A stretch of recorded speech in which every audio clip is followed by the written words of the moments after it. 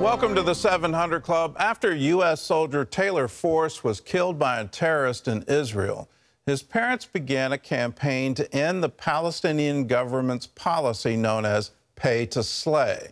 They thought they won a major victory in 2018 when the Taylor Force Act became law. Stuart and Robby Force recently discovered their work isn't finished. CBN News Capitol Hill correspondent Abigail Robertson brings us more on their latest fight. Stuart and Robby Force are back on Capitol Hill, working to pass legislation that goes further than the Taylor Force Act. They want to close a loophole allowing banks to make payments to terrorists. We've recently come to the realization that the job is half done.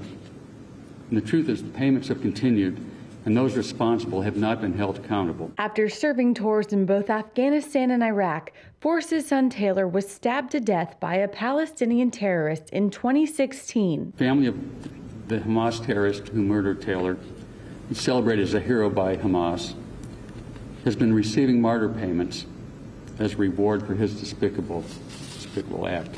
The new legislation targets banks in the Middle East that continue to process martyr payments. The Taylor Force Martyr Payment Prevention Act would give the Treasury Department the ability to designate these banks as institutions of primary money laundering concern and forbid them from using correspondent accounts in the United States. Currently, the banks avoid sanctions by not keeping an official presence in the United States. To those banks playing this game, your time is up. Senator Lindsey Graham is confident the bill will pass, although Senator Mike Braun tells CBN News he's not so sure. Sadly, it would take some type of miracle to get that across the finish line, but what it does give any of us is the ability to use the microphone to talk about it, because many people probably don't even realize that is happening. While introduced by more than a dozen GOP senators, Braun believes it could be a slow process moving through the Senate, and he's not sure it can pass the House right now.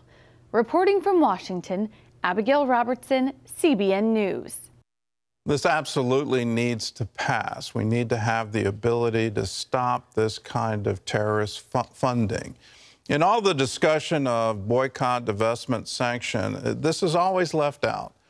The Palestinian Authority pays for terrorism. They reward the families of terrorists with monthly payments. Those payments are absolutely tied to the severity of the crime. So in other words, the more Jews you kill, the more Israelis you kill, the bigger your payment. It is absolutely despicable. The Trump administration tried to shut this thing down.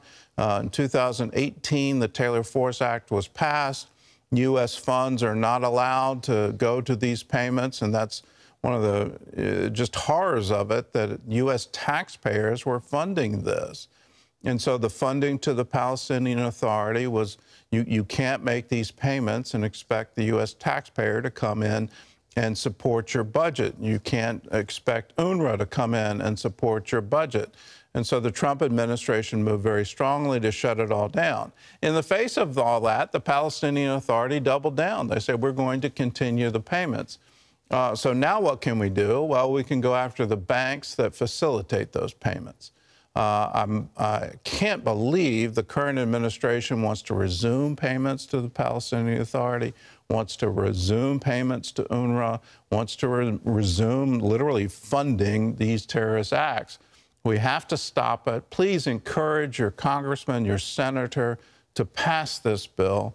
Let's get some real teeth into it so we can stop the terrorism that is ongoing in Israel. In other news, the remaining 12 missionary hostages who were abducted in Haiti are now free.